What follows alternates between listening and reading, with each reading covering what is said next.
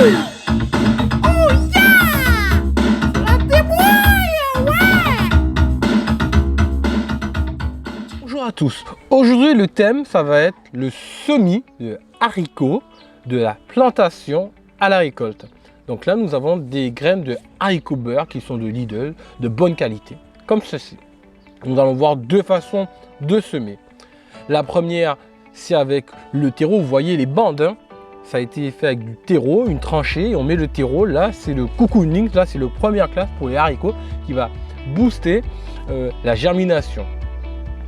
Nous allons voir après la deuxième technique, on peut le faire brut. Donc là, vous voyez, ça nous donne de belles récoltes. Ça, ce sont les haricots violets Mélissa. Et vous voyez qu'il y a une belle récolte. Les couleurs sont jolies. Donc là, je pars sur un sol brut. Vous le voyez par vous-même. Et brut de décoffrage. Là, je vais venir. Donc, j'inspecte mon terrain. Comment je veux faire d'abord pour pouvoir mettre notre stratégie en place. Là, je vais m'aider de ma grelinette afin de pouvoir retourner le sol, aérer notre sol.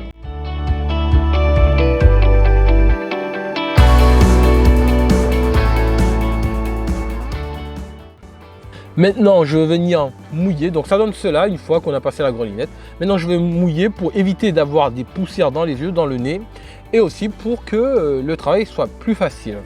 Maintenant, je vais faire des tranchées de va-et-vient, vous voyez, pour avoir un canal afin de pouvoir mettre mon semis de haricots verts. C'est la variété que vous voulez. Donc, vous voyez, je prends bien le temps de bien séparer. On va faire cela minutieusement, on va bien préparer notre terre, on va chouchouter. Donc là, c'est la deuxième technique. Là, vous allez voir, il n'y a pas de terreau, donc c'est la technique économique et qui marche aussi très bien.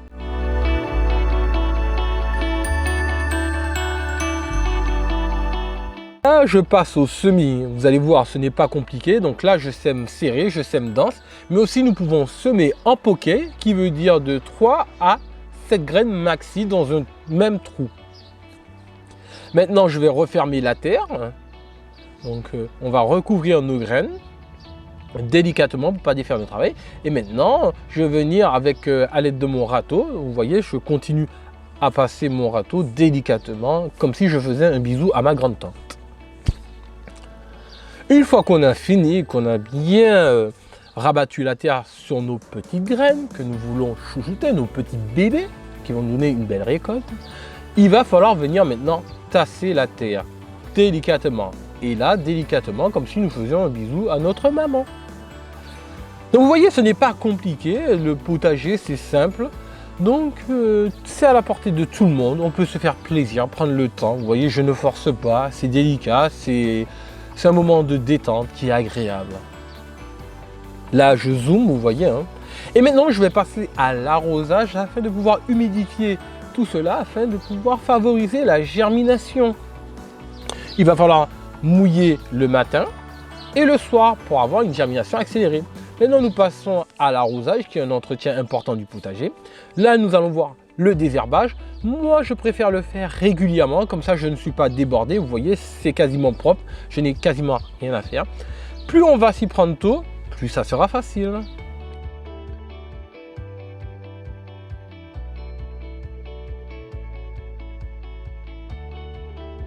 Nous allons voir, j'ai deux tutorages possibles avec deux techniques, le scratch. Donc c'est très simple, je viens autour de la tomate.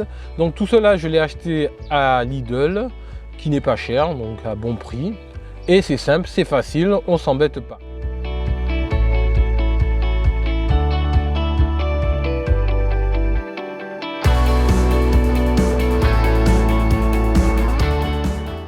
Ce sont nos courgettes. La courgette n'aime pas être ballottée de droite à gauche, donc là on va venir faire un butage afin de pouvoir apporter de la stabilité à notre plant. Donc il ne faut pas hésiter car il peut se casser. Donc bien tasser, bien enfoncer, ne pas hésiter délicatement mais bien enfoncer afin de pouvoir rendre notre plante stable et elle nous le rendra.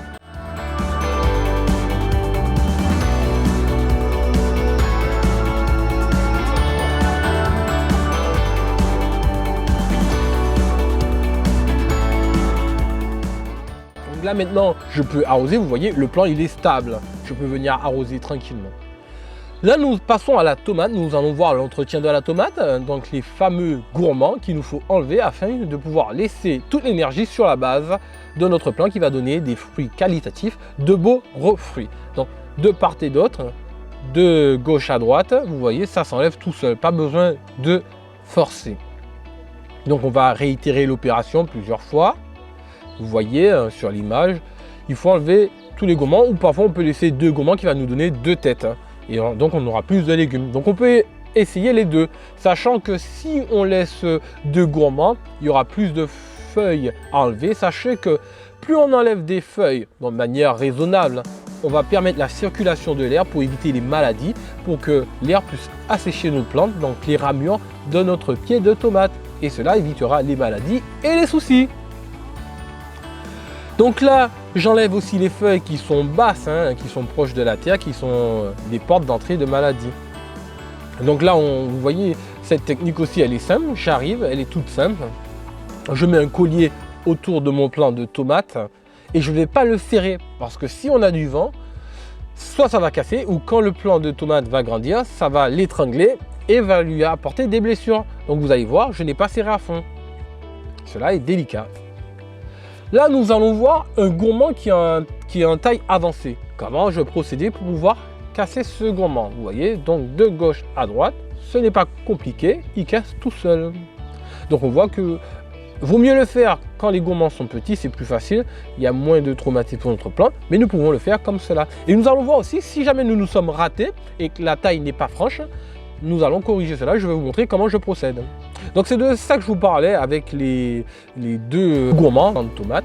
Et je vais serrer les 2, comme si on allait faire un mariage. Vous voyez, et je ne vais pas serrer très fort, délicatement, je vais faire cela délicatement. Vous voyez, je ne serre pas trop, attention, sinon cela va risquer d'abîmer nos plantes de tomates. Vous avez vu, je suis délicat.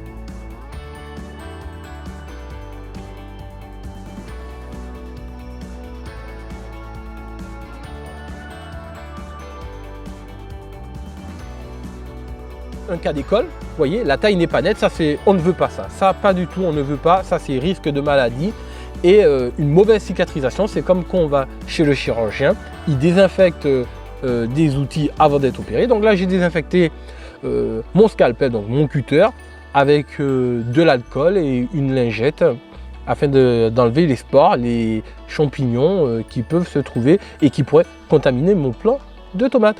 Donc là je vais venir, vous allez voir une taille franche et qui est très bien et qui va favoriser la cicatrice de mon plant de tomates. Donc là, vous voyez, et en bas, afin d'avoir une taille nette. Là, c'est très bien, c'est ce cas que nous recherchons. Et là, ça va favoriser la cicatrice et préférer de le faire par un temps sec. Donc ça, on va le jeter, c'est ce qu'on ne veut pas sur nos plants de tomates. Il va falloir bien travailler, faire les choses soigneusement, consciencieusement. Nous finissons par la culture des radis. Donc là, je vais finir de récolter cette belle récolte de radis que nous avons eue. Nous nous sommes régalés.